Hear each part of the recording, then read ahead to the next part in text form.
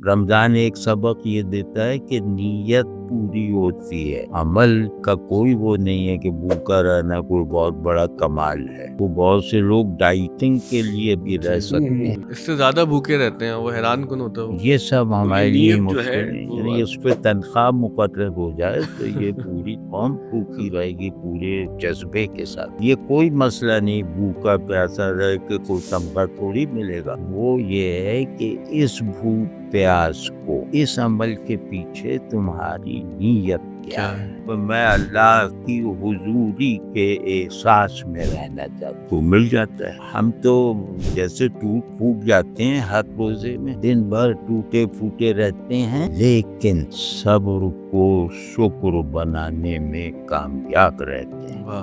کیا بات, صبر کو ہمارا صبر شکر بن جاتا ہے, اور ہم اسی وجہ سے شدید ترین حالتوں میں بھی روزہ زبردستی ہمارا توڑوایا جاتا ہے. اپنی مرضی سے مریض توڑنے نہیں دیتے, یعنی منع کرتے رہتے ہیں. جی, تو ایک یہ کہ ہم اپنی تعمیر نہیں کر رہے ہوتے, ہم اپنے آپ کو اپنی ہی لوح پر سے مٹانے کی مشق کرتے ہیں ہر روزے میں. دیگر ادیان اور روایتوں میں بھی بھوک اور روحانیت کا ایک تعلق رہا ہے. تو جو ہمارا مذہب دین اسلام ہے, اس میں ایسی کیا خصوصیت ہے کہ جو روزہ ہے ہمیں وہ جدا کرتا ہے دیگر روایتوں سے؟ وہاں کوئی چیز اپنے علاوہ حاصل نہیں ہوتی. آپ کا ایک ریوائز ایڈیشن آپ کو مل جاتا ہے. ہمارے یہاں اس میں توجہ اپنی طرف تھوڑی ہے. اپنی طرف نہ ہونے سے بھوک پیاس محسوس نہیں ہوتی. ہماری توجہ اپنے خالق اور اپنے معبود کی طرف. جو یوگی حضرات ہیں, ہم ان کو دیکھتے ہیں کہ وہ تو بہت لمبا فاقہ کرتے ہیں اور کئی کئی دنوں پر وہ محیط ہوتا ہے, لیکن اس کے باوجود ان میں جیسے ایک تمانیت, ایک فرحت ہوتی ہے کھانا چھوڑنے میں. ہم مسلمان زیادہ تر یہ دیکھتے ہیں کہ کھانا چھوڑنا فرحت کے بجائے ایک مشقت محسوس ہو رہی ہوتی ہے. تو کیا اول ہمیں مشقت ہی محسوس کرنی چاہیے, یا ہم اس عمل کو اپنے لیے فرحت کا باعث بھی بنا سکتے ہیں؟ یقیناً بنا سکتے ہیں, بلکہ بنانا چاہیے. دیکھیں, وہ اس بھوک پیاس کی برداشت ایک ایسے مقصد کے لیے کرتے ہیں جس میں وہ مخلص ہیں, جسے حاصل کرنے کا شوق اور جذبہ رکھتے ہیں. اس کے لیے وہ لوگ 2 ہفتے بھوکے پیسے رہ لیتے ہیں, اور بہت زیادہ ہماری برداشت سے زیادہ ضبط نفس والی ریاضتیں کرتے ہیں. ہم اپنے مقصد میں سچے نہیں ہیں تو ہم چاہے کچھ بھی کر لیں, ہم وہی رہیں گے. اس سے ایک سبق حاصل ہوتا ہے کہ مقصد کے ساتھ سچائی وہ تمانیت پیدا کرتی ہے.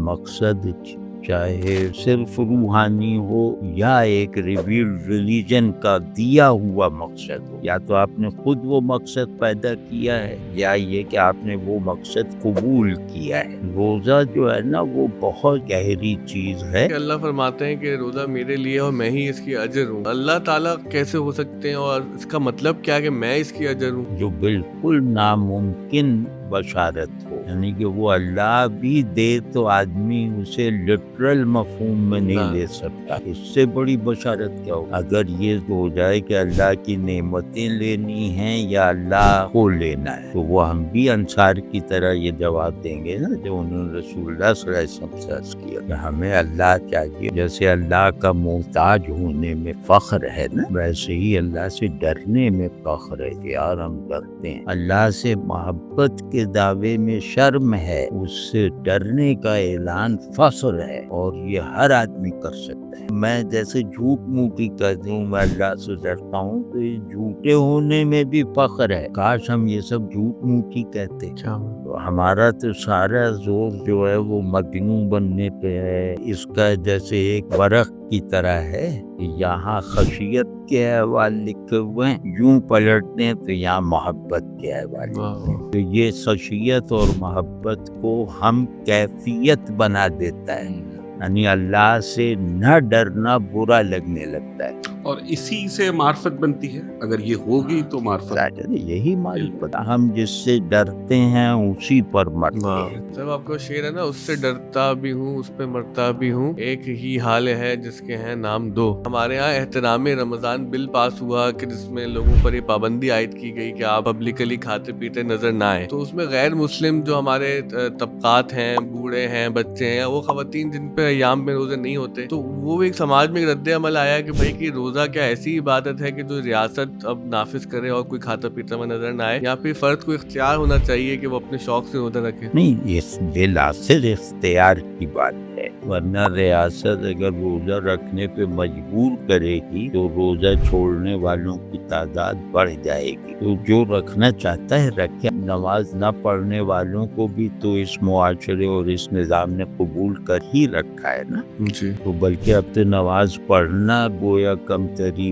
کا سبب بن رہا ہے. تو وہ سب نہیں، لیکن یہ کہ احترام رمضان کے نام سے جو ایک عجیب سی آرٹیفیشل قانون سازی کی گئی ہے، وہ یقیناً ظلم ہی نہیں ہے، وہ رمضان کے ساتھ مذاق ہے. رمضان کی اسپرٹ کو دھندلا کر دیتا ہے وہ. اور ہماری نظر میں رمضان کی برکتیں جیسے کازمک ہیں، وہ برکتیں روزہ نہ رکھنے والوں کو بھی حاصل ہوتی ہیں اگر ان کا سبب ویلڈ ہو. سر کچھ معمولات کے بارے میں بتائیں رمضان کے، کہ رمضان میں کس طرح سے اپنے معمولات کو اللہ تعالیٰ کے لیے خاص کرنا چاہیے.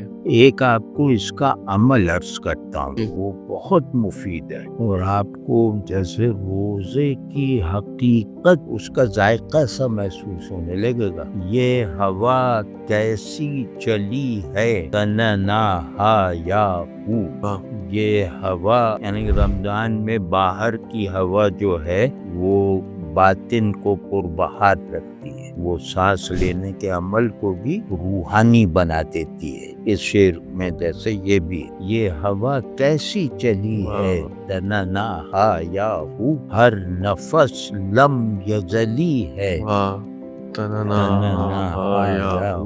السلام علیکم جاوید صاحب. وعلیکم السلام. السلام علیکم عبید بھائی. وعلیکم السلام. جاوید صاحب، ہم نے آج کے پوڈ کاسٹ کا عنوان رکھا ہے رمضان کیسے گزاریں. اچھا، اس میں دو چیزیں ہمارے پیش نظر ہیں. ایک تو وہ لوگ ہیں جو صاحبان اخلاص ہیں اور اللہ تعالیٰ کی خوشنودی کے لیے مکمل ایفرٹ کرتے ہوئے نظر آتے ہیں، تو ان کے ہاں تو یہ خواہش ہوتی ہے کہ زیادہ سے زیادہ ثواب پانے کی اور قرب الہی کی. لیکن دوسری جانب ایک ایسا طبقہ بھی ہے جو یہی سوال کہتا ہے رمضان کیسے گزاریں، کہ رمضان گزارنا مشکل ہو جاتا ہے. جو اقبال نے بھی کہا تھا کہ طبع آزاد پہ قید رمضان بھاری ہے. تو ہم چاہتے ہیں کہ ان دونوں ہی طبقات کو آپ ایڈریس کریں. اور پہلے ہم یہاں سے بات شروع کرنا چاہتے ہیں کہ کئی لوگ سوال اب یہ کرتے ہیں کہ جو روزہ تھا یہ ایک قبائلی طرز کے معاشرے کے اندر تو لوگوں کے لیے آسانی تھی کہ جہاں پہ سفر طویل نہیں کرنے اور قرب و جوار میں رہنا ہے. اب جب ایک کارپوریٹ اسٹرکچر لائف کے اندر صبح سے 9 سے لے کر شام تک جاب بھی کرنی ہے، پاکستان جیسے ممالک میں تو کچھ رعایت مل جاتی ہے، لیکن جیسے میں لندن میں 1 سال رہا تو وہاں تو روزہ رکھنا زیادہ مشقت لگتا تھا، کیونکہ وقت بھی بہت طویل ہے وہاں پہ، اور وہ معاشرہ وہ سماج کوئی رعایت بھی نہیں دیتا روزے داروں کو. تو یہ تو ریلیونس اب لوگ محسوس نہیں کر پا رہے روزے سے اپنے کاموں کی کثرت کی وجہ سے. تو اس کو آپ کیسے ایڈریس کریں گے؟ ہاں، یہ بہت اچھا سوال ہے. اس کے جواب کے 2 پہلو ہیں. ایک پہلو تو یہ کہ روحانی آئیڈیلز ہمیشہ کسی نہ کسی پہلو سے اپنے زمانے میں اجنبی رہتے ہیں. مطلب ایسا نہیں کہ آج کلچر بدل گیا، ورکنگ کنڈیشنز بدل گئیں، اضافہ ہو گیا کام کے اوقات میں، تو روزہ رکھنا اگر یہ بھوکا پیاسا رہنا ہے تو وہ مشکل ہو گیا. روزہ اگر ہم روزے ہی کو لیں تو روزے کی جو پورا پیکج ہے وہ اس کا بڑا حصہ ہمیشہ مشقت رہا ہے، ہمیشہ اپنے ارد گرد کے ماحول سے ایک اجنبی پن کا حامل رہا ہے. تو یہ بات کہ یورپ میں یا بعض علاقے ہیں جہاں روزہ رکھنا بہت مشکل ہے، بعض جگہوں پہ کیلنڈر ایسا ہے کہ بہت ہی مشکل ہے، قریب قریب ناممکن ہے. تو لیکن اس کے باوجود اگر ہم سب سے پہلے اس معاملے میں اپنے ماحول وغیرہ سے مطابقت کو دیکھنے کا مزاج پیدا کریں گے تو یہ تو روزہ اگر 2 گھنٹے کا بھی ہو تو وہ بھی مطلب یہ آدمی نہیں رکھے گا.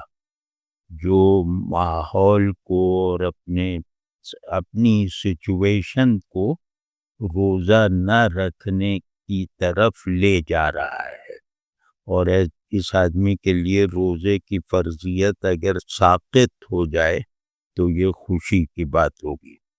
تو روزہ ایک ایسی عبادت ہے جس میں اس طرح کے ڈھل میں لوگوں کے لیے گنجائش پیدا کرنے کی کوئی جیسے وہی راہ ہی نہیں ہے. اس میں صرف یہ کہ تم جیسا منہ کرو اپنے لیے کر لو جیسا، کیونکہ اس کو مجبوراً رکھوا بھی دیا نا تو وہ روزے کی اسپرٹ سے محروم رہے گا.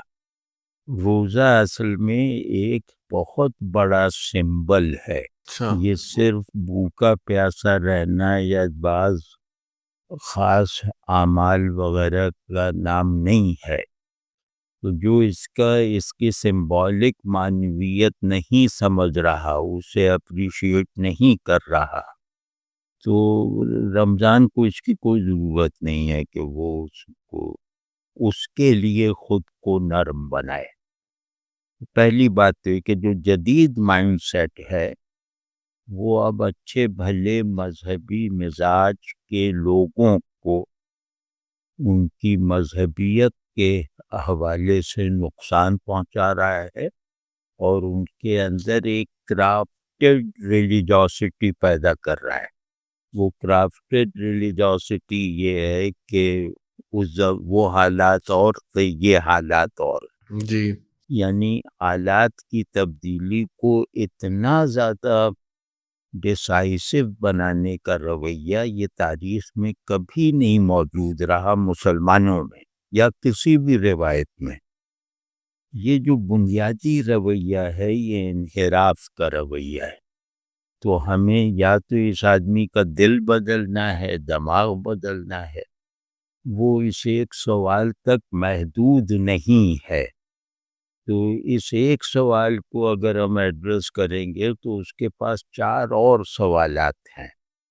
تو ان کو تو میرا مطلب ایک جیسے ٹھوس جواب دینا چاہیے اس مسلمان کو جو حالات کا بہانہ بناتا ہے، حالات کی تبدیلی کو دین میں تبدیلی کا ایک ویلڈ سبب جانتا ہے. جو دین کے مطلب یہ کہ جو دین کے بہت بڑے سمبلزم کو غارت کرنا چاہتا ہے اللہ حالات کی آڑ لے کر، تو اس کو جیسے روکھا سا جواب دینا چاہیے کہ لکم دینکم ولی دین. لیکن یہ کہ کچھ لوگ ہیں جو جیسے انگلینڈ میں یا اور وہ اسکینڈینیویا نارتھ میں کی طرف چلے جائیں تو وہاں بہت بڑے بڑے دن ہیں. تو ان کا ویسے بھی مطلب علماء نے خیال کر کے روزے کو جیسے وقت کے حساب سے کر دیا ہے کہ وہ دن ہی میں افطار ہوتی ہے، دن ہی میں جیسے سحری ہو جاتی ہے. وہ سب علماء سے یہ لوگ اپنی مجبوری اور روزہ رکھنے کے شوق رکھتے ہوئے روزے کی مشکلات پیش کرنی چاہیے. اگر اس کا شوق نہیں ہے واہ تو سوالات بس بھاگنے کے بہانے ہیں. اور دوسرا کیا کرتے؟ جی سر، دوسرا تو یہ نا کہ وہ طبقہ ہے کہ جو رمضان بہت ذوق سے گزارنا چاہتا ہے اور اللہ کے قریب آنا چاہتا ہے، اس طرف ابھی ہم آتے ہیں.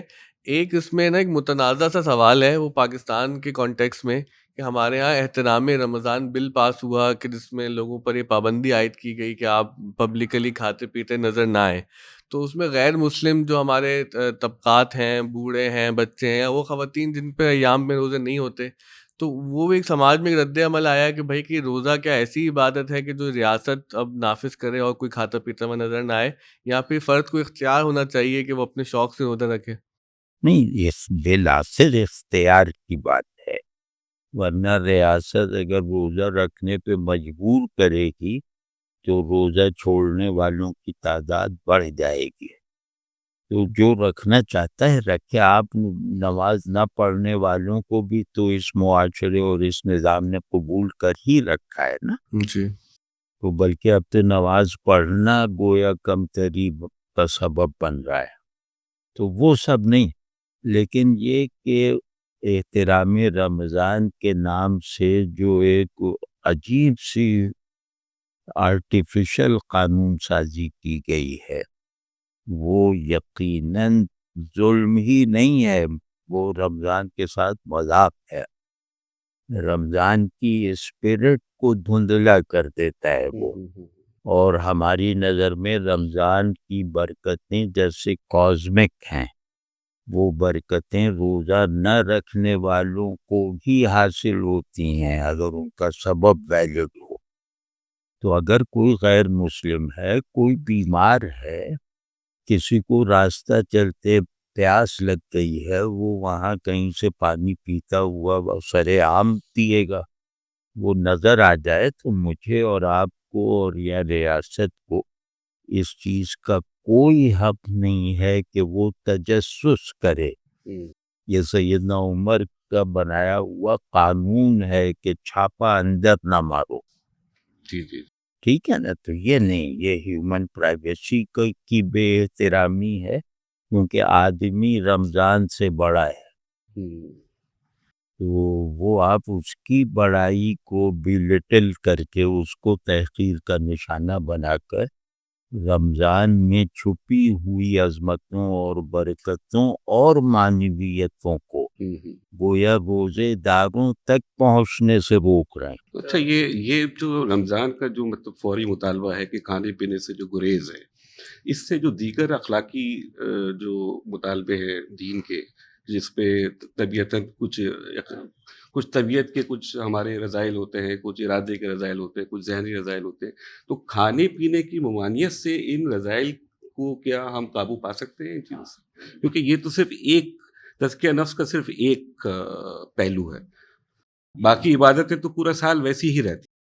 ہاں، یہ ایک پہلو ہے، اس میں طبیعت کو بدلنا اور جبلتوں کو ڈسپلن کرنا سیکھ جاتا ہے آدمی، بشرطے کہ وہ ہائے بائے کیے بغیر روزہ رکھے اور پیاس پر صبر اس طرح کرے کہ پانی نہ ملنے پر شکر ادا کر رہا ہے، وہ میں عرض کروں گا بعد میں۔ تو تزکیے کا یہ پہلو کہ جبلتوں کو خیر سے مانوس کرو، جبلتیں بہت بڑی ڈرائیونگ فورسز ہیں، بلکہ سب سے بڑی انسان میں، تو ان سب سے بڑی ڈرائیونگ فورسز کو بھی اللہ سے تعلق کا محرک بن جانے کے لائق بناؤ، تو یہ جب تک اپنی بنیادی ضرورتوں اور رغبتوں پر قابو پانا نہیں سیکھیں گی، جب تک یہ اپنے اوپر ذہن یا آئیڈیا کی حکومت کو تسلیم کرنے کی عادی نہیں ہوں گی، اس وقت تک ان کی وائٹیلٹی جو ہے وہ اللہ سے تعلق کو احساس میں بدلنے میں مستقل رکاوٹ بنی رہے گی۔ تو جیسے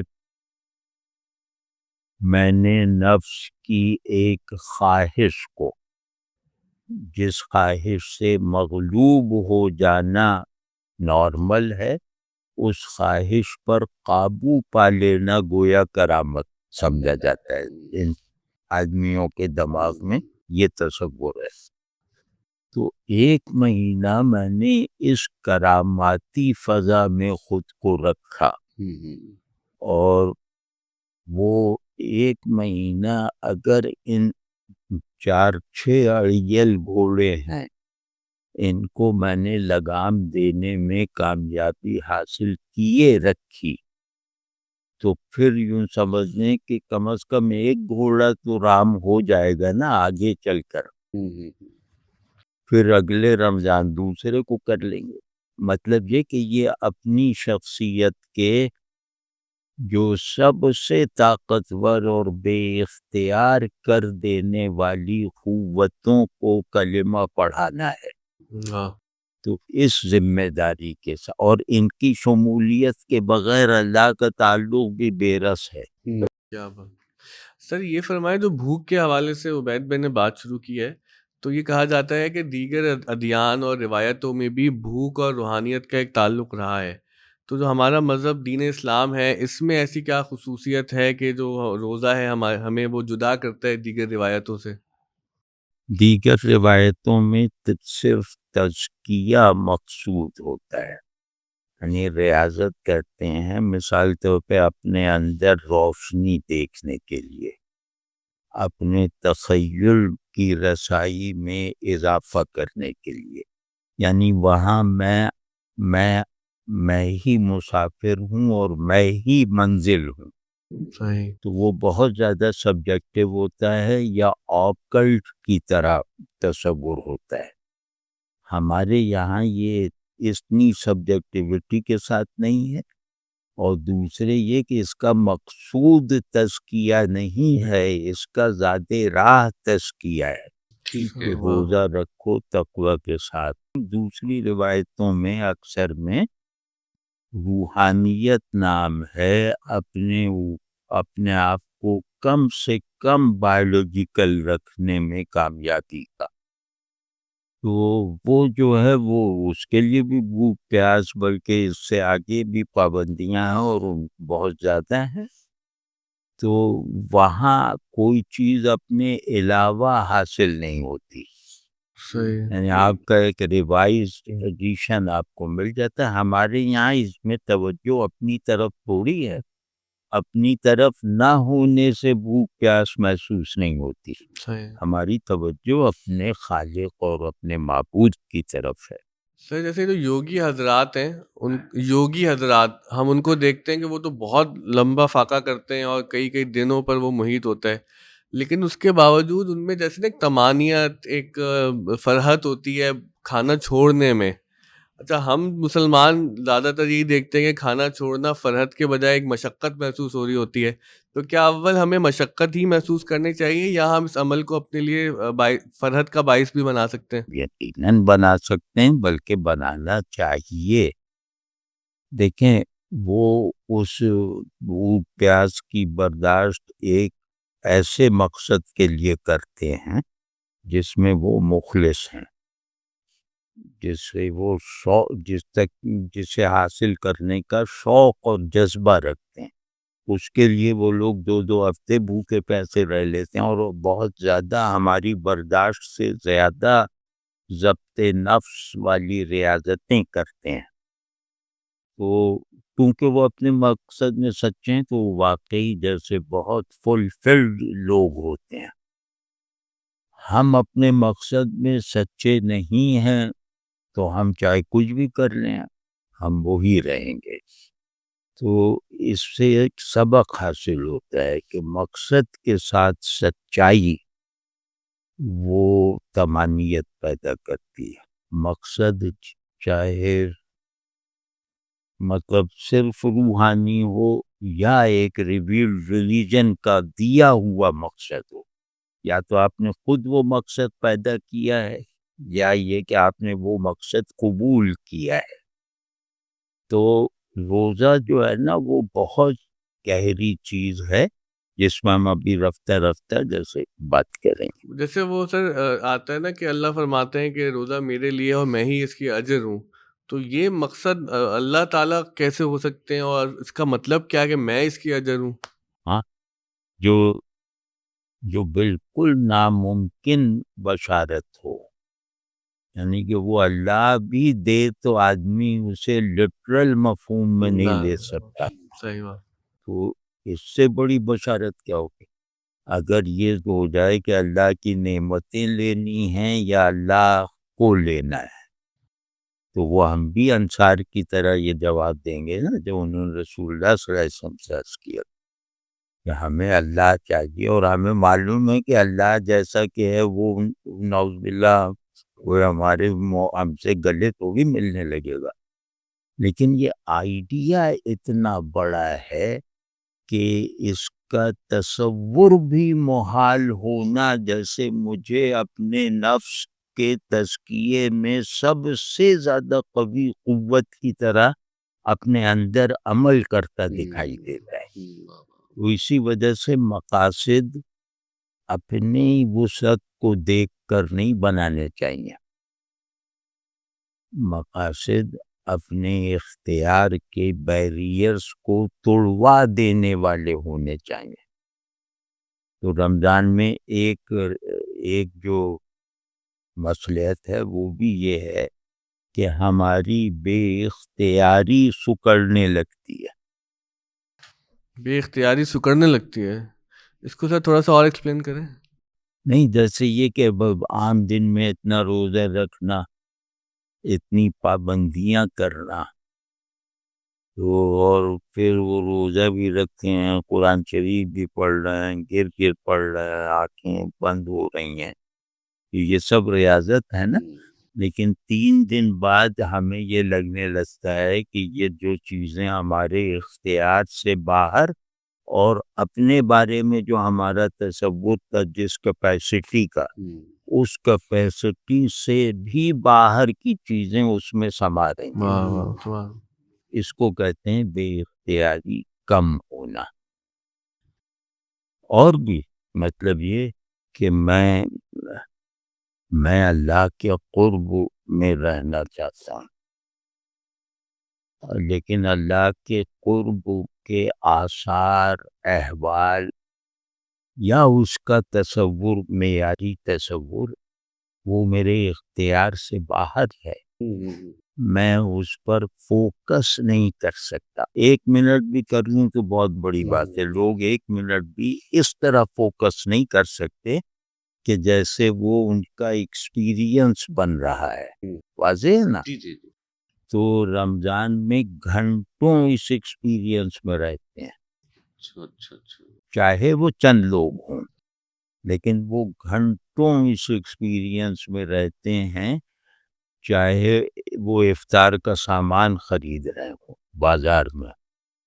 تو ان لوگوں کے تجربات کو معیار بنا کر اگر آدمی اپنے روحانی جو ہے احوال میں وسعت پیدا کرنا چاہے، تنوع پیدا کرنا چاہے، تو یہ احساس کہ یہ احوال میرے پڑوسی کو بھی حاصل ہیں، اس پڑوسی کو بھی حاصل ہیں، اور وہ کنوے بھی ہو رہے ہیں مجھ تک اس کے زبان ہلائے بغیر، تو پھر آدمی کی ہمت بڑھتی ہے، اور وہ پھر ان احوال پر کیونکہ اس کے واقع ہونے پہ یقین رکھتا ہے، اس نے اسے واقع ہوتے دیکھا ہے، تو اب وہ انہیں اٹیمپٹ اگر نیت کے زور سے بھی کرے گا تو وہ اسے نصیب ہوں گے۔ واہ۔ رمضان ایک سبق یہ دیتا ہے کہ نیت پوری ہوتی ہے، عمل کا کوئی وہ نہیں ہے کہ بھوکا رہنا کوئی بہت بڑا کمال ہے۔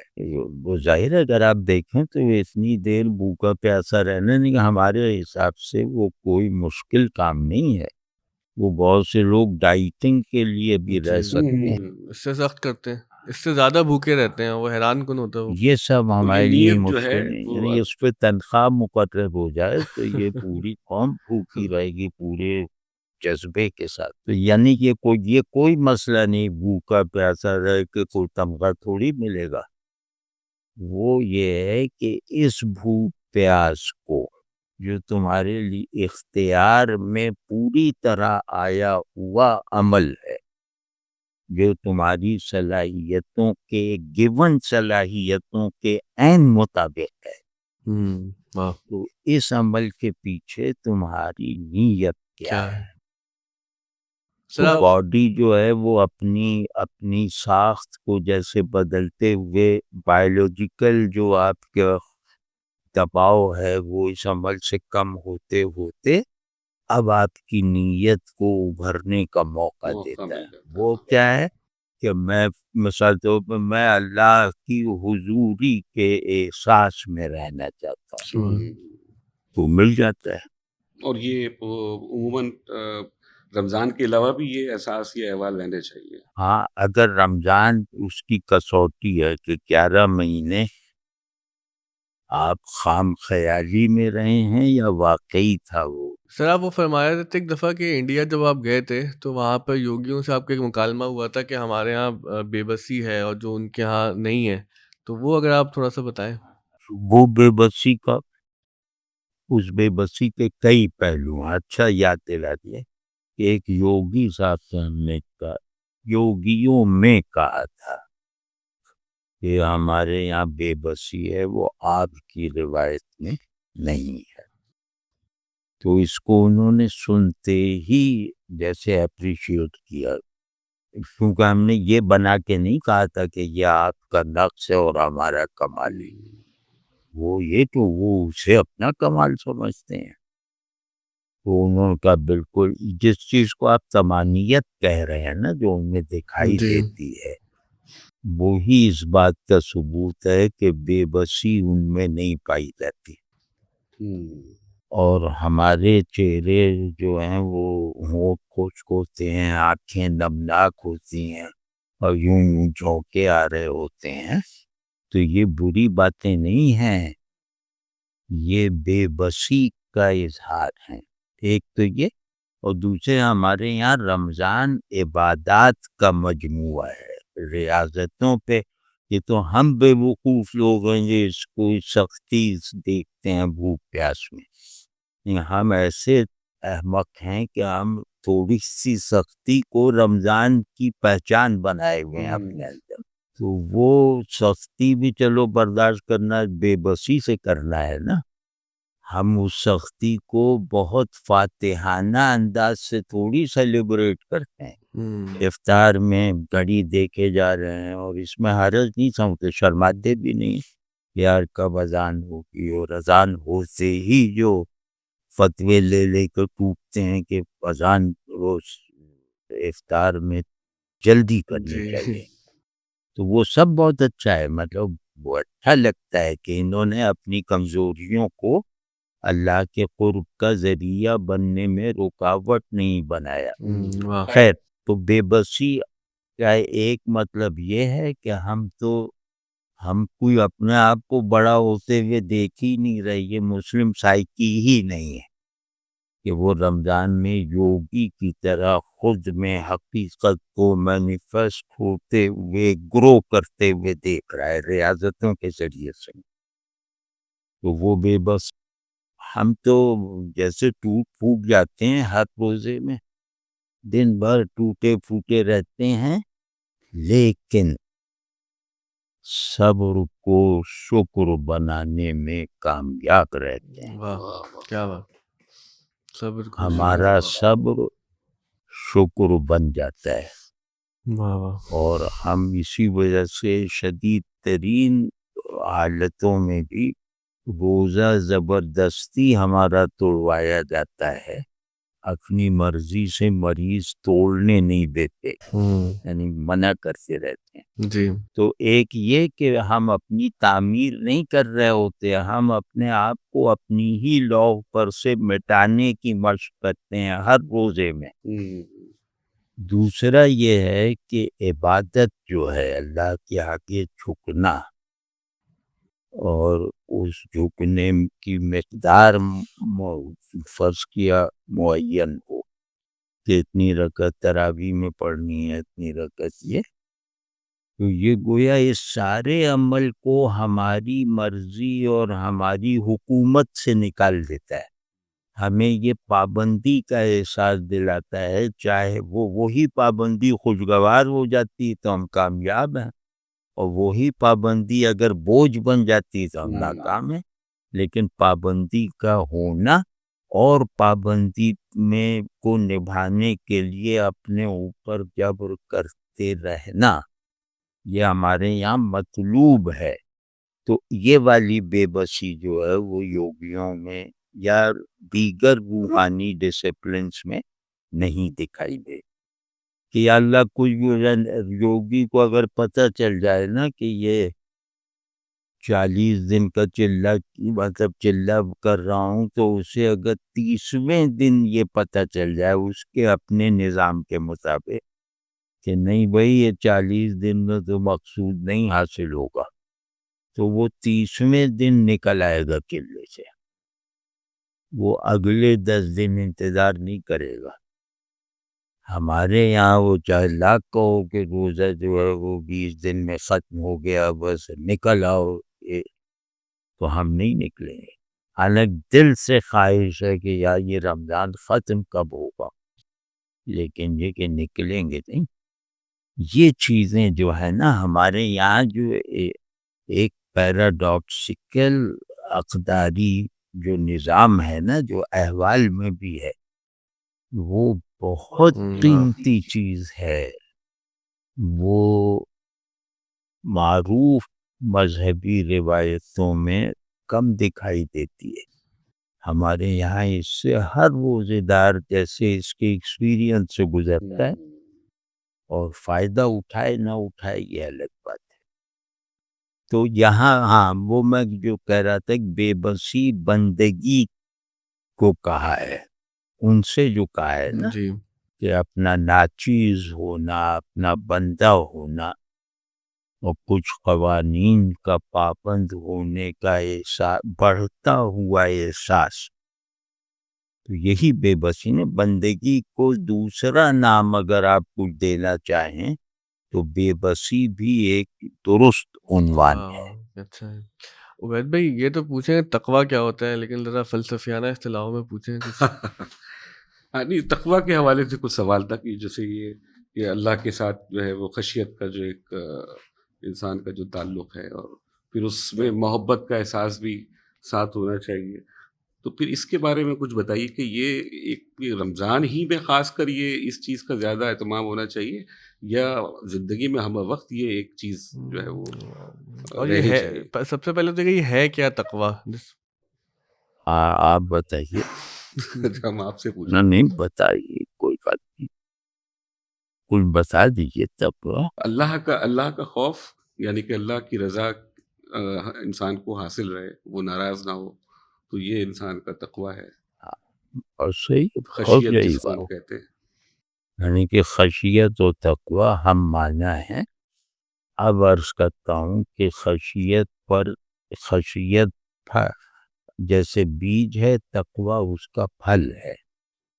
وہ کس طرح کہ تقویٰ یہ احساس کہ اللہ مجھے دیکھ رہا ہے، میں اللہ سے اوجھل نہیں ہو سکتا، تو اس کی نظر میں ہونے کا موجب عمل احساس، یہ تقویٰ ہے۔ یہ احساس خشیت اور ہیبت اور اس کے جلال کے پہلو سے ہے، تو یہ تقویٰ ہے۔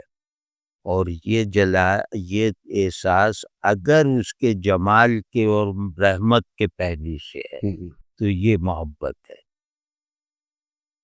تو اچھا، انسان محبت کی جو نفسیات ہے وہ خوف اور ڈر کو تو ایکسیپٹ نہیں کرتی، بہت زیادہ دیر تک اس کے لیے وہ راضی نہیں رہتی ہے، تو اس کو پھر ہم کیا محبت سے اس کو اس نہیں، احساس سے؟ اللہ کا شکر ہے کہ تقویٰ ایموشنز میں بہت تھوڑا ہے اور تھوڑی دیر کے لیے آتا ہے، تو یہ تقویٰ ذہنی قدر کے طور پر ہے، اور جہاں وہ ارادہ، جہاں میری نیتیں بنتی ہیں عمل کرنے یا نہ کرنے کا فیصلہ ہوتا ہے، وہاں یہ نصب ہے۔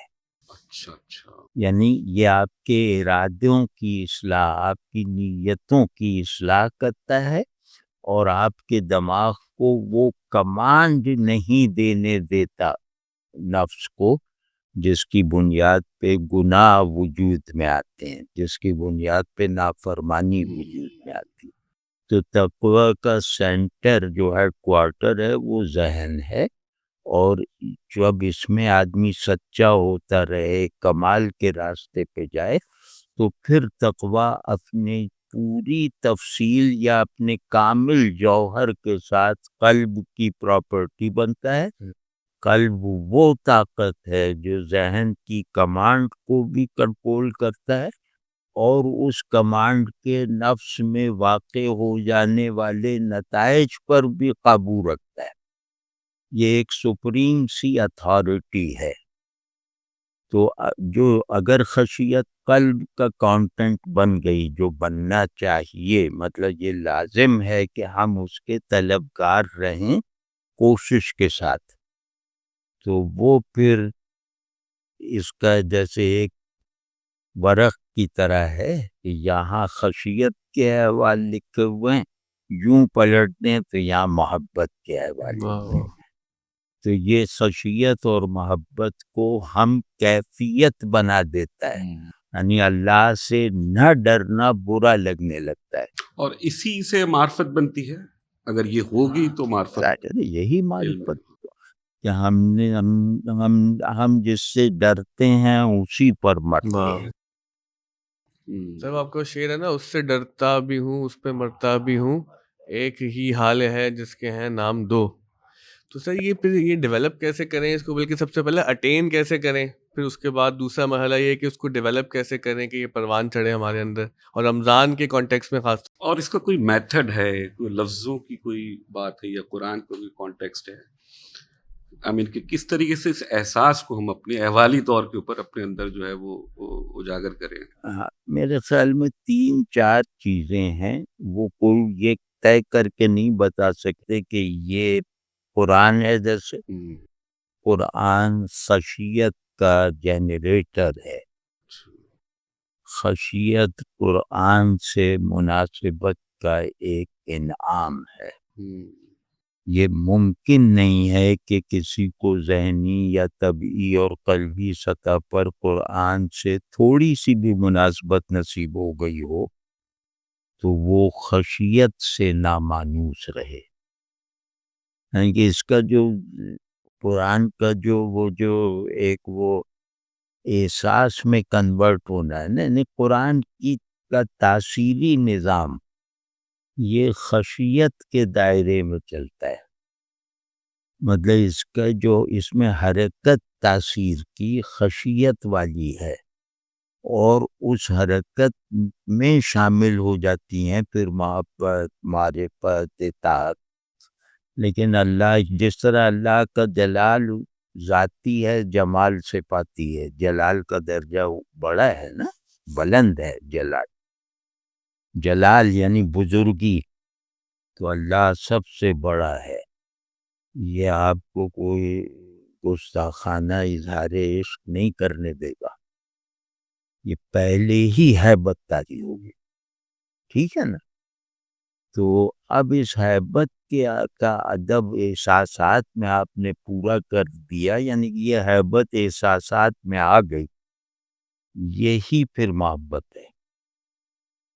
یعنی آپ ہیبت سے مانوس ہو گئے تو آپ محبت کے حامل. آپ دیکھیں نا، کسی بھی پہلو سے دیکھیں، عام سے عام محاورے میں بھی کہیں تو اللہ سے ڈرنا اچھا لگتا ہے، اور اللہ سے ڈرنے میں فخر ہے. جیسے اللہ کا محتاج ہونے میں فخر ہے نا، ویسے ہی اللہ سے ڈرنے میں فخر ہے کہ یار ہم ڈرتے ہیں. اللہ سے محبت کے دعوے میں شرم ہے، اس سے ڈرنے کا اعلان فخر ہے، اور یہ ہر آدمی کر سکتا ہے. یعنی کہ میں جیسے جھوٹ موٹی کہہ دوں میں اللہ سے ڈرتا ہوں، تو یہ جھوٹے ہونے میں بھی فخر ہے. اور کاش ہم یہ سب جھوٹ موٹی کہتے، تو ہمارا تو سارا زور جو ہے وہ مجنون بننے پہ ہے. سر کچھ معمولات کے بارے میں بتائیں رمضان کے، کہ رمضان میں کس طرح سے اپنے معمولات کو اللہ تعالیٰ کے لیے خاص کرنا چاہیے. ہاں وہ بات کرتے ہیں، لیکن ایک بات جی. اس میں کہہ دوں، وہ ذرا بات کتابی کم ہے یا جن کا بہت زیادہ مطالعہ نہیں ہے. محبت اگر خشیت سے تصدیق نہ پائے تو وہ تجسیم پیدا کرتی ہے، وہ انکارنیشن اور اینتھروپومارفزم پیدا کرتی ہے۔ محبت اگر خشیت کے اور ہر محبت کو اللہ کی خشیت کے سائے میں ہونا چاہیے، اس کی محبت کو بھی، اور ہر محبت کو اللہ کی بزرگی کی چھاؤں میں ہونا چاہیے۔ ہاں ہمارا وہ محبوب ہے اپنی بزرگی میں، یہ تھوڑی کہ ہم کسی وقت اس سے گلے مل لیں گے، وصال ہو جائے گا، یا ہم نے اس کا جمال واقعی کوئی دیکھ رکھا ہے کہ ہم کہیں کہ خوبصورتی، یہ سب کیا ہے؟ خوبصورتی ہم نے دیکھی ہوئی ہے، یہ تو ہم نہیں کہہ سکتے نا۔ لیکن خدا کے ساتھ منسوب کر کے ان کو سمبلائز تو کر سکتے ہیں نا، اگر نہیں، ایک ہوتا ہے سمبلائز، اللہ ہر سمبل کا واحد سے واحد مراد ہے، وہ اینڈ آف سمبلس ہے، and meaning of all symbols ہے، وہ خود سمبل کا حصہ نہیں ہے۔ سمبل ایگزاسٹ ہو جاتا ہے اس پر ایمان لا کر، اس کو یس کر کے، اس کی فرما برداری کر کے، وہ کیا کہ خشیت کی بنیاد پہ۔ اللہ کبھی، آپ قرآن شریف ذرا ایسے فلو میں پڑھیں تو اللہ آپ کو اپنا عاشق بننے کی تھوڑی دعوت دے رہا ہے کہ یہ بازاری لوگ ہمارے عاشق بنیں گے۔ وہ آپ کو دعوت دے رہا ہے ہم سے ڈرو اور ڈرنے پر راضی رہو۔ یہ ڈر اگر کم ہونے لگے تو تمہاری نیند اڑ جائے۔ یہ جملہ کسی کے بارے میں نہیں کہا جا سکتا کہ اس کا ڈر اگر کم ہونے لگے تو ہم پریشان ہو جائیں گے، اور اس کا ڈر اس کی کامل اطاعت کے باوجود کم نہیں ہونا چاہیے۔ اس کی اطاعت کا ہر قدم اس کی خشیت سے اور اس کی خشیت میں اضافے کے سبب کے طور پہ ہونا چاہیے، بننا چاہیے۔ سمجھ گیا نا؟ اطاعت بھی خشیت بڑھائے گی، معرفت سے تو خشیت پیدا ہوگی، اور محبت بھی خشیت بڑھائے گی۔ وہ یہ تھوڑی کہ آج ہی آئیے لپٹ رہ جاتے۔ وہاں آنکھیں اوپر کرنے کی ہمت نبیوں کو نہیں ہوگی، جنہیں انہیں بھی پہلی مرتبہ دیکھنے کا موقع ملے گا اللہ کی اس شان کو جو وہ وہاں دکھائے گا نا۔ جی تو سب ایسے ہیں۔ اچھا، ذکر کو جو ہے اللہ کی یاد کے ساتھ ذکر کا وہ کیا جاتا ہے کہ یہ غفلت سے آپ نکالتی ہے، بیداری نہیں، کی وہ طرف تو میں لاتی ہے۔ بتانے جا رہا تھا، ہاں۔ وہ میں نے جو عرض کیا نا کہ کچھ اصول ہیں اللہ سے تعلق میں، سبجیکٹو اور عملی، جو ثابت قدمی اور سچائی کے کو حاصل کرنا ہمیشہ پیش نظر رہتا ہے۔ مطلب اس کا حصول کبھی مکمل نہیں ہوتا، یہ طلب کے طور پہ زندہ رہے تو یہی حاصل ہے آپ کا، یعنی اللہ سے تعلق ایک زندہ طلب کے طور پر رہے اور روز اس طلب میں اضافہ ہوتا رہے، تو بس آپ کو مطلوب حاصل ہے۔ اللہ مطلوب ہے، اس کے لیے کوئی ہمارے پاس کوئی وہ فہرست تھوڑی کہ اتنا حاصل ہوگا اتنا حاصل ہوگا، صحیح۔ نہیں۔ اللہ مطلوب ہے، کبھی حاصل نہ ہو سکنے والا، کسی کو بھی پورا حاصل نہ ہو سکنے والا۔ اب اس کی یعنی کہ اس کے نایاب ہونے پر، یعنی اس کے نایاب ہونے پر یقین کے ساتھ ہم طالب ہیں، تو یہ طلب اگر بڑھتی نہیں ہے تو مطلوب سے تعلق میں کمی آ رہی ہے۔ اللہ سے ہمارا ہر تعلق احتیاج کے ساتھ ہے، طلب کے ساتھ ہے، اور اپنے آپ کو نثار کرتے رہنے کے جذبے کے ساتھ ہے. یہ نکتہ جس کی سمجھ میں آ گیا وہ چاہے ان پڑھ ہو وہ سب کو لیڈ کرنے کی صلاحیت رکھتا ہے اللہ کی طرف. تو ہاں وہ جو میں کہہ رہا تھا کہ خشیت ظاہر بنیادی ترین چیز ہے. خشیت قرآن سے مناسبت ہو جائے تو خشیت پیدا ہوتی ہے. یعنی پہلی جو پیدائش ہے میرے دل میں اس کے اثر سے ہوگی وہ خشیت کی ہوگی. پہلا جو عزم میرے اندر ابھرے گا وہ توبہ کا ہوگا. اور پہلی جو میرے اندر ایک نئی کنڈیشن بیدار ہوگی وہ تقوی کی ہوگی. اور پہلے میرے اندر جو چیز جیسے دل میں اور دماغ میں سرایت کر جائے گی وہ اخلاص کی ہوگی. یعنی قرآن بندگی کے لیے درکار تمام آئیڈیاز، تمام ایموشنز، تمام اعمال، تمام تخیلات کا واحد سورس ہے.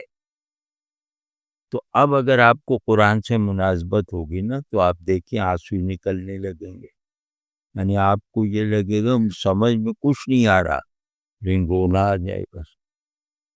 اور کبھی ایسے کہ سجدے میں گرنے کو دل چاہے گا یا اللہ مجھے بخشی.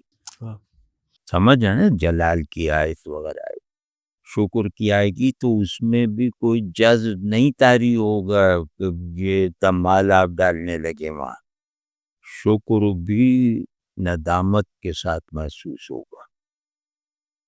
ہاں جب وہ کہے گا جاؤ تمہیں ہم تم سے راضی تو وہاں جا کے وہ دھمال تھوڑی ڈالا جائے گا.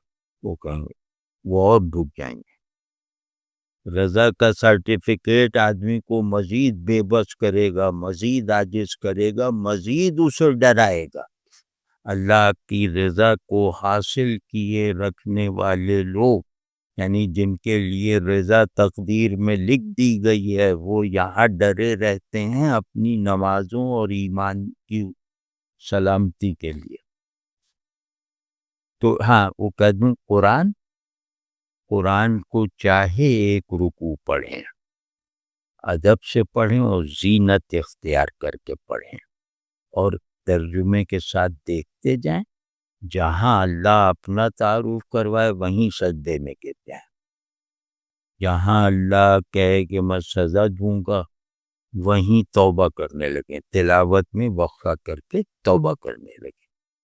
اور جہاں اللہ بشارت دے تو کہیں یا اللہ اس ناچیز کو بھی اس بشارت میں شامل کر دیجئے. مطلب آیت کو وہ کریں، رسپونڈ کریں، اللہ سے مکالمے جیسی فضا پیدا کر لیں اور سادہ سے بچکانہ قسم کے کہ اس جو بھی آیت ہے اس کے مضمون کے مطابق اس وقت کچھ عرض کر دیں اللہ سے. آپ دیکھیے گا کہ 10 دن نہیں گزریں گے آپ کے باطن ٹیون ہونے لگے گا. 10 دن میں کہہ رہا ہوں اللہ کے فضل سے. تو اسی طرح سیرت آپ صلی اللہ علیہ وسلم کی سیرت مقدسہ یہ تمام آئیڈیلز کا کی فائنل مینیفیسٹیشن ہے. تمام آئیڈیلز کی پرفیکٹ ایکچوئلائزیشن ہے. یعنی کہ کسی بھی آئیڈیا میں جتنی بھی ایکچوئلائزیبلٹی پائی جاتی ہے وہ سب کی سب آپ صلی اللہ علیہ وسلم کی ذات اور عمل اور قول اور عبادات میں ایکچوئلائز ہو چکی ہیں، پوری کی پوری مینیفیسٹ ہو چکی ہیں. تو لہٰذا قرآن کو زندہ رکھنا ہے اپنے لیے کہ قرآن کی میں اتباع کروں اور یہ جیسے خود مجھے دکھائے اپنی اتباع کے ماڈلز کیا بات. وہ سیرت میں دیکھیں. قرآن پورا کا پورا سیرت میں ایکچوئلائزڈ ہے. قرآن کا جو آئیڈیل ہے ایک وہ قرآن کیا ہے سیٹ آف آئیڈیلز ہے. احکام کی صورت میں، عقائد کی صورت میں، اخلاق کی صورت میں نا، تو وہ سیٹ آف آئیڈیلز رسول اللہ صلی اللہ علیہ وسلم میں مطلب جتنا ایکچوئلائزیبل ہے وہ اتنا ہی ایکچوئلائزڈ ہے، تو آپ کو سہولت ہو جائے گی، کیونکہ رسول اللہ صلی اللہ علیہ وسلم کو وسیلہ اور حوالہ بنا لینے سے چیزوں میں زندگی پیدا ہو جاتی ہے، ذکر میں بھی، اللہ سے تعلق میں بھی، اللہ کے تصور میں بھی، اللہ کی کتاب میں بھی، یعنی سب چیزیں جیسے زندہ ہو کے آپ کے آگے پیچھے ہو جاتی۔ اس وسیلے کو ہمیشہ قلب سلیم کے ساتھ لگے رہنا چاہیے۔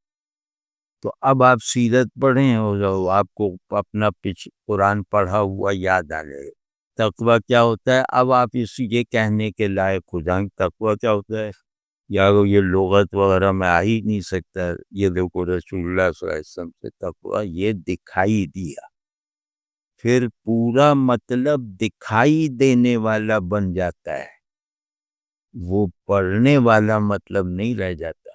آپ سمجھیں یہ کتنا بڑا معجزہ ہے جو اللہ ہم سب کو دیکھنے کے لائق بناتا ہے، ہم سب اس معجزے کو دیکھنے کے لائق سبحان اللہ، سبحان اللہ۔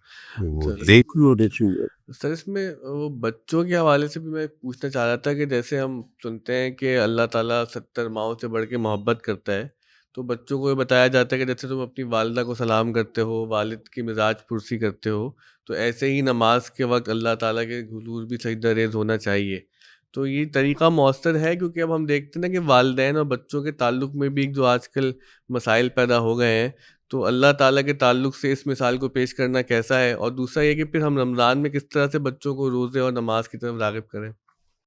نہیں ہم لوگ جو بھی سوچتے ہیں وہ بہت معمولی ہے، بالکل ایسے نہیں کہتے۔ اللہ میاں بھی بڑے ابا بن جائیں گے، ابا سے جیسے تعلق ہوں گے ویسے ہی اونچ نیچ اللہ سے بھی ہونے لگی۔ وہ چھوٹے ابا کو جو ہے وہ کچھ باتیں نہیں کہہ پائے گا، کیوں چھوٹے ابا اسے مار ٹوٹ سکتے ہیں نفس، تو وہ بڑے ابا سے وہ سب کرے گا، ان کو سنائے گا، مطلب ان کو سنائے گا کہ آپ یہ کہتے ہیں، ان کی شکایت نہیں کرے گا، وہ انہیں سنائے گا۔ اس سب میں نہیں، بچوں کو اس میں نہیں ڈالنا چاہیے کہ وہ ماں باپ کی پرستش والا تعلق ماں باپ سے محسوس کرنے لگے۔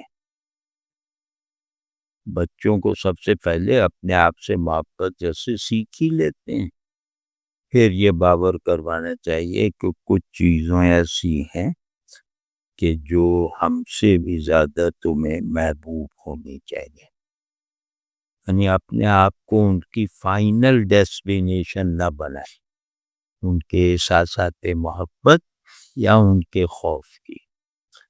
آپ بتائیں دیکھو میں تم سے کتنی محبت کرتا ہوں، اس طرح بتانا چاہیے، ظاہر وہ تو اپنے حال سے تصدیق کرے گا، لیکن تم کوئی شے نہیں ہو رسول اللہ صلی اللہ علیہ وسلم کی محبت کے آگے۔ تو یہ بنیادی جو ہماری چیزیں ہیں مسلمات جو ہے عقائد کے حوالے سے مسلمات ہے اور یہ ساری چیزیں یہ تو بہت دور رہ گئی ہیں، اب زیادہ تر جو ہے وہ تفصیلات کے اندر زیادہ وقت گزر جاتا ہے، تو بجائے اس کے مطلب یہی کہ یہ بچوں کو یہ بتایا جائے کہ توحید یا تقویٰ یا بندے اور انسان کا اللہ کے ساتھ بندگی کا جو تعلق ہے اس میں کیسے سچائی پیدا کی جائے، اور ہر وقت ان کو یہ بتایا جائے کہ جو ہے وہ جزا و سزا کا ایک دن مقرر ہے، یہ دنیا جو ہے ہمیشہ رہنے والی نہیں ہے، اصل زندگی حقیقت یہ ہے۔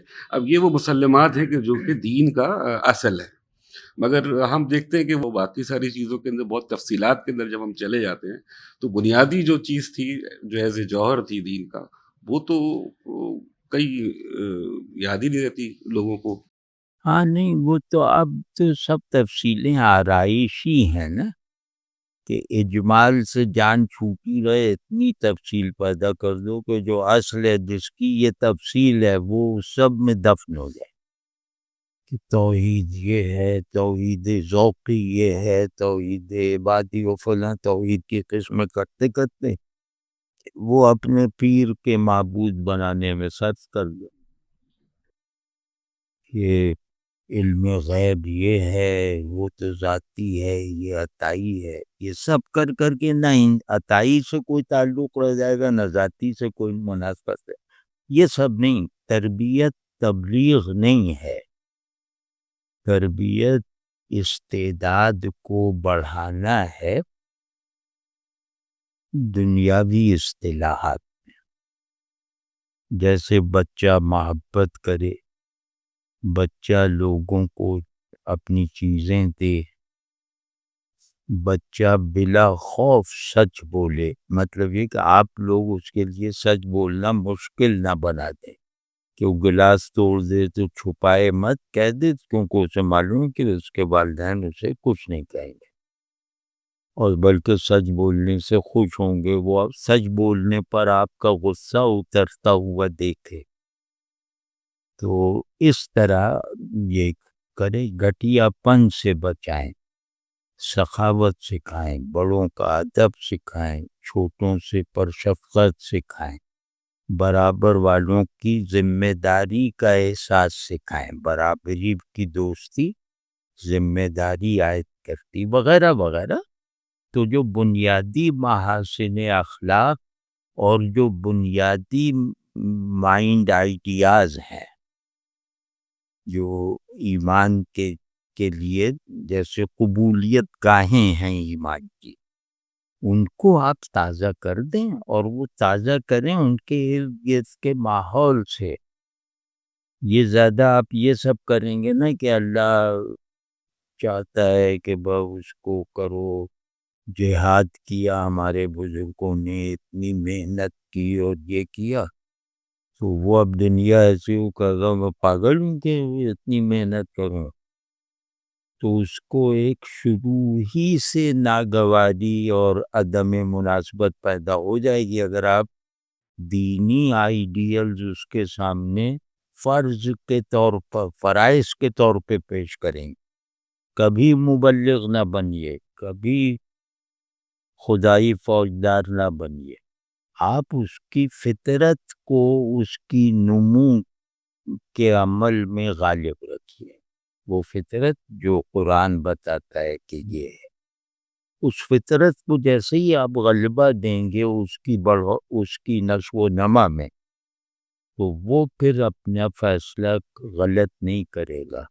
وہ تعلق میں سچا ہونا، صاحب ایثار ہونا سیکھ چکا ہوگا اپنی مانوس سچویشنز میں. وہی اللہ والا بنے گا. اس طرح تھوڑی کہ یہ وہ ہے وہ ہے اور آؤ میں قرآن شریف پڑھاؤں تو حدیث شریف میں پڑھاتا ہوں. یہ بچے جیسے ہی باہر کی چکا چوند دیکھیں گے نا تو ویسے ہی قرآن انہیں جیسے کباب میں ہڈی کی طرح لگے گا. یہ یاد رکھیے گا، بچپن میں ڈالا ہوا احکامی ورژن وہ جبر میں لپٹا ہوا ہوتا ہے. تو اس کی عادت بالکل نہ ڈالیں. ان کو یہ احساس دلائیں کہ یہ سب اچھائیاں تم کر رہے ہو اور ان پہ اگر فوکس کر کے دیکھیں تو وہ پھر آپ کو بعض ایسے جملے کہتے نظر آئیں گے، بعض ایسے عمل کرتے دکھائی دیں گے جو آپ نے انہیں سکھائے نہیں تھے. سر آخری سوال یہ ہے کہ پاکستان میں اس وقت مہنگائی کی جو صورتحال ہے وہ آپ کے سامنے ہے، تو انفاق کے بارے میں، خیرات کے بارے میں رمضان المبارک میں آپ کیا لوگوں کو تلقین فرمائیں گے؟ بھائی ابھی تو تاثراتی بات کر رہا ہوں. ظاہر ہے کہ نہ شرعی مطالبہ ہے اور نہ ممکن العمل ہے، لیکن خیر کے بارے میں محال اندیشی، یعنی محال کو ممکن سمجھنے والا جذبہ وہ نہیں ہوگا تو خیر عمل میں نہیں آئے گا. وہ اس طرح کا جذبہ یہ کہ تمام امیروں کے بینک بیلنسز نل ہو جانے چاہیے عید تک، یہ انفاق ہے. تو اس میں ہمارا غریب رہنا اور مفلس رہنے سے فرق نہیں پڑے گا. مطلب ہم ہی مفلس نہیں جائیں گے. تو لیکن صورتحال انفاق جو ہے وہ پانی کے ایک گھونٹ سے بھی ہو سکتا ہے. آپ کی مصروفیت میں سے 10 منٹ نکالنے کا بھی انفاق ہو سکتا ہے. آپ جا کے کسی کو وہ کر دیں، مدد کر دیں، یعنی اٹھا لیں، تو یہ بھی انفاق ہے. تو اس میں یہ جو ہماری عادت ہے نا کہ ہم عذر کو مطلق مان کر اس قدر کے، اس حکم کی ناقدری پہ تل جاتے ہیں یا اس سے لا تعلق ہو جاتے ہیں. صحیح. انفاق ان کے ذمہ، ہمارے ذمہ کا ہے. بس اب آپ کو انفاق کی کشش نہیں محسوس ہوگی یا وہ للک نہیں محسوس ہوگی اور ہمارے پاس پیسہ ہو تو ہم کر دیتے. واضح ہے نہیں بات؟ تو دوسرا یہ کہ جو ہم جیسے مڈل کلاس کے لوگ ہیں یا تھوڑا لوور مڈل کلاس کے ہیں، تو ہم پر ہے اصل وہ ہمارا امتحان. روزہ آدھا انفاق ہے، آدھا بھوکا پیاسا رہنا ہے. یعنی دن جو روزے کا ہے نا، جی. اس میں بھوک پیاس اور انفاق. بھوک پیاس بھی انفاق ہے، وہ ہم انفاق نہیں کہتے، وہ اللہ کے حضور میں ایثار ہے نا. دن بھر ہم دینے والے بنے، ادھر اللہ کو ایثار کر رہے ہیں، ادھر مخلوق کو ایثار کر رہے ہیں. ایک آپ کو اس کا عمل عرض کرتا ہوں، جی. وہ بہت مفید ہے. اور آپ کو جیسے روزے کی حقیقت، جیسے آپ کے اس کا ذائقہ سا محسوس ہونے لگے گا. اپنی اپنی استطاعت کے مطابق روز بازار جائیں. یعنی اگر کسی آدمی میں استطاعت ہے کہ وہ یہ عمل روز کر لے تو وہ روز کرے. کسی میں اگر یہ ہفتہ وار کرنے کی تو وہ ہفتہ وار کرے. وہ یہ ہے کہ آپ جائیں گے تو بہت سے لوگ تھوڑی سی کھجوریں لیے، بدحالی جیسے نمونہ بنے کھڑے ہوں گے اور ان سے لوگ چیزیں نہیں خرید رہے ہوں گے. آپ جائیں، اس سے وہ مول بھاؤ کریں، اس سے قیمت طے کریں بالکل گاہک کی طرح، اور جو قیمت طے ہو جائے وہ قیمت اسے ادا کریں، اس کو بندھوائیں، اور اس کے بعد وہ بندھا ہوا پیکٹ اس سے کہیں کہ میری طرف سے تمہیں تحفہ ہے. اور یہ اپنے علاقے میں نہ کریں، جہاں آپ کو کوئی پہچان نہ سکے وہاں جایا کریں. اتنا سا عمل کر لیں تو آپ کو مطلب آپ روزہ 4 گھنٹے مزید بڑھ جائے تو آپ خوش ہوں گے. یہ یاد رکھیے گا، یہ بہت قیمتی عمل ہے. اور دوسرا یہ کہ روزے کی حالت میں فرحت کا محسوس ہونا، یہ روزے میں سچا ہونے کا ثبوت ہے. تو اپنے اندر اس احساس کو ہمیشہ، یا اس نظر کو ہمیشہ خود پر رکھیں کہ مجھے فرحت محسوس ہو رہی ہے، اس میں کوتاہی تو نہیں کر رہا. تو اس وقت اگر تھکن ہے، ظاہر ہے نیند سی آنے لگتی ہے، تو آپ کو لگے گا آپ تازہ دم ہو گئے. یہ گو کہ ایک چٹکلا سا ہے، لیکن یہ کر کے دیکھ لیں کہ یار ذرا دیکھنا صحیح کہ مزہ آ رہا ہے. وہاں مزہ کیا، وہاں جو زبان سوکھ گئی ہے. تو جیسے ہی دیکھیں گے ویسے ہی مزہ آنے لگے گا. ہاں سبحان. ہاں، یہ کر کے دیکھیے. سر آخر میں ہم چاہتے ہیں کہ آپ نے ایک تازہ نعت کہی ہے، اگر وہ ہم سن سکیں آپ سے.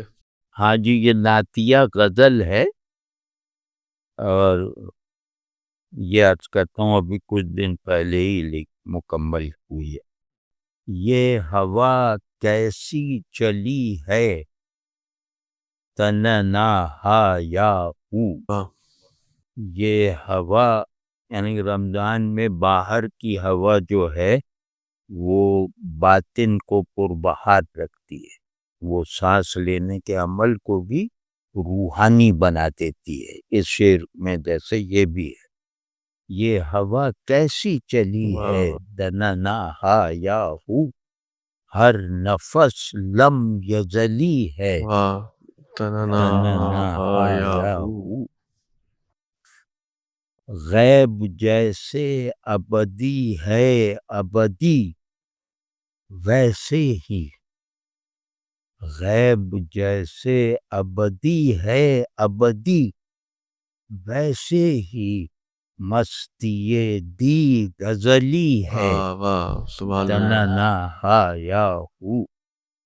میں کہتا ہوں اس شعر پہ تھوڑا سا روزے کی حالت میں غور کر لیں تو روزے کی پرہت بھی محسوس ہونے لگے گی، اور روزہ جیسے ایک ہائر انٹلیکچول اسکیل پر جو ہے وہ ایک بڑے جگمگاتے ہوئے آئیڈیا کی طرح جو ہے اپنے اندر داخل ہوتا ہوا بھی دکھائی دے گا کہ غیب جیسے ابدی ہے ابدی ویسے ہی مستی دید ازلی ہے تننا ہا یا ہو.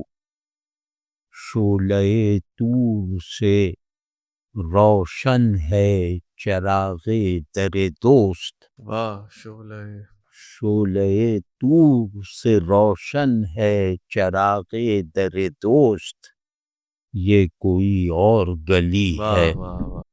تننا ہا یا ہو. یہ کوئی اور گلی یہ ہے کوئی اور گلی ہے تننا.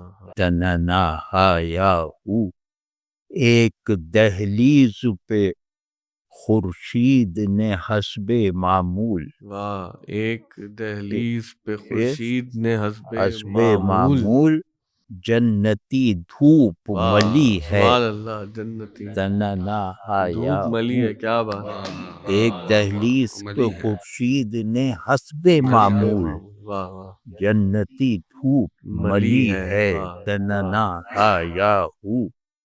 خاک وہ خاک کہ ہے سرمے چشم افلاک، واہ خاک وہ خاک کہ ہے سرمے سرمے چشم افلاک. افلاک جس کا ہر ذرہ ولی ہے واہ واہ تننا ہا یا ہو. جس کا ہر ذرہ ولی ولی ہے. ہے تننا ہا یا ہو. دل میں ایک ذکر ہے آواز و خاموشی سے ورا، دل میں ایک ذکر ہے آواز و خاموشی سے ورا، نہ خفی ہے نہ جلی ہے واہ تننا ہا یا ہو. یہ ہے اور بس کے آتش قدے عشق کے ہر شعلے سے، کیا کہنے. بس کے آتش قدے عشق کے ہر شعلے سے دل کی ہر شاخ جلی ہے واہ تننا ہا یا ہو. واہ واہ بس کے آتش قدے عشق کے ہر شعلے سے دل کی ہر شاخ جلی ہے واہ. تننا ہا یا ہو. غنچہ دل کی چمک دیکھ کے حیران ہے بہار، واہ غنچہ دل کی چمک دیکھ کے حیران ہے بہار، کس چمن کی یہ کلی ہے تننا ہا یا ہو. کس چمن کی یہ کلی کس ہے. چمن کی یہ کلی ہے تننا ہا یا ہو. کوچ کرتے ہوئے دنیا سے یہی دل ہے کہ جو، واہ کوچ کوچ کرتے ہوئے دنیا سے یہی دل ہے کہ جو لائق منتقلی ہے سبحان اللہ. تننا ہا یا ہو. جو لائق منتقلی ہے. واہ اور نام رکھتا ہے ہر ایک نقش کف پا ان کا صلی اللہ علیہ وآلہ وسلم. نام رکھتا ہے ہر ایک نقش کف پا ان کا، یہ عمر ہے وہ علی ہے واہ واہ. تننا ہا یا ہو. یہ عمر ہے وہ علی ہے. نام رکھتا ہے ہر ایک نقش کف پا ان کا، یہ عمر ہے سبحان وہ اللہ، علی ہے تننا آیا واہ ہو. واہ واہ، کیا کیا یہ ہے جناب کو. بہت بہت شکریہ جاوید صاحب آپ کی گفتگو کا. عبید بھائی بہت شکریہ. امید ہے کہ انشاء اللہ تعالیٰ اس رمضان میں ہم اللہ تعالیٰ کے حضور کچھ ایفرٹ کرنے کی ضرور کوشش کریں گے. بہت شکریہ.